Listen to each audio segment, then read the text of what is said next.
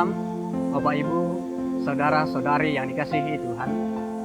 Begitu banyak dalam Alkitab tokoh-tokoh yang dapat kita jadikan sebagai standar keteladanan atau contoh dalam menjalani setiap kehidupan kita.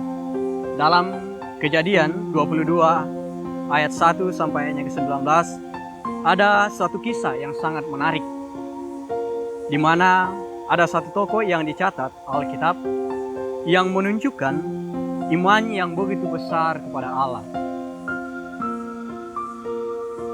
yang kita kenal sebagai Bapa beriman, yaitu Bapa Abraham. Terlebih khusus dalam ayat yang ketiga dikatakan bahwa keesokan harinya pagi-pagi bangunlah Abraham, ia memasang pelana keledainya dan memanggil 2 orang bujangnya beserta Ishak anaknya. Ia membelah juga kayu untuk korban bakaran itu.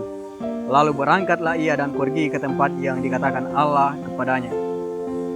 Dalam ayat ini kita bisa melihat bahwa Abraham tidak menunda-nunda waktu. Ketika Allah memerintahkan Abraham untuk pergi ke tanah Moria mempersembahkan anaknya Ishak, Abraham tidak menunda-nunda waktu.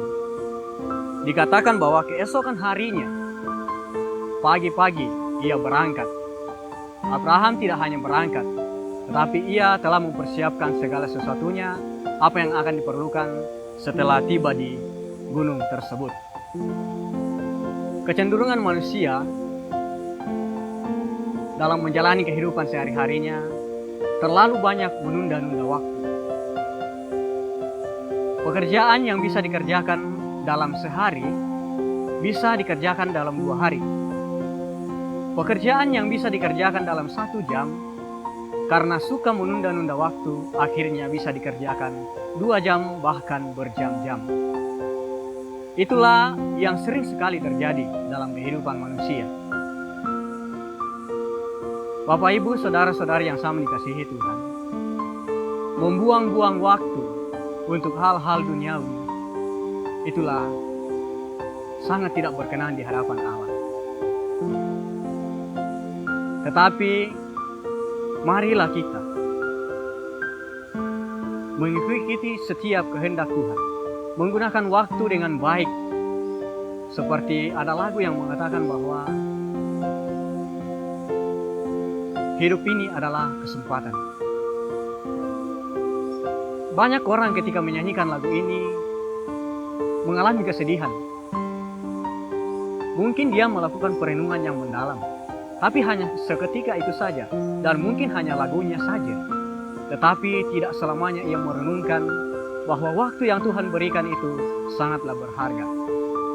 Banyak orang, bahkan muda-mudi, terlebih khususnya ketika diajak untuk beribadah, selalu mengatakan masih ada hari esok. Sadarlah, kita sebagai orang-orang percaya bahwa menunda-nunda waktu untuk bersekutu dengan Tuhan itu sangatlah tidak berkenan sebagai orang percaya di hadapan Allah. Marilah kita terus menggunakan waktu kita dengan baik. Tuhan memberikan waktu ini untuk terus memuliakan Dia dalam setiap pekerjaan kita, bahkan dalam setiap tanggung jawab kita. Marilah Bapak Ibu saudara-saudara yang dikasihi, kita menggunakan kesempatan ini dengan baik dan terus mengandalkan Tuhan. Menggunakan waktu Tuhan dengan baik untuk terus memuliakan nama Tuhan. Mungkin orang berpikir bahwa masih ada hari esok. Tapi ingatlah Bapak Ibu saudara-saudara yang dikasihi Tuhan, tidak ada yang tahu kapan kita akan meninggalkan dunia ini. Tidak ada yang tahu kapan kita akan berakhir. Tidak ada yang tahu kapan Tuhan akan memanggil kita yang terakhir kalinya menghembuskan napas dalam dunia ini. Jadi marilah kita terus menggunakan waktu ini dengan sebaik-baik mungkin untuk terus memuliakan nama Tuhan. Demikianlah renungan kita pada malam hari ini. Tuhan Yesus memberkati. Kita berdoa. Kami bersyukur ya Tuhan kami Yesus Kristus, kami boleh berada di awal pekan ini oleh karena kemurahan Tuhan yang selalu mau menolong dan menyertai setiap kehidupan kami.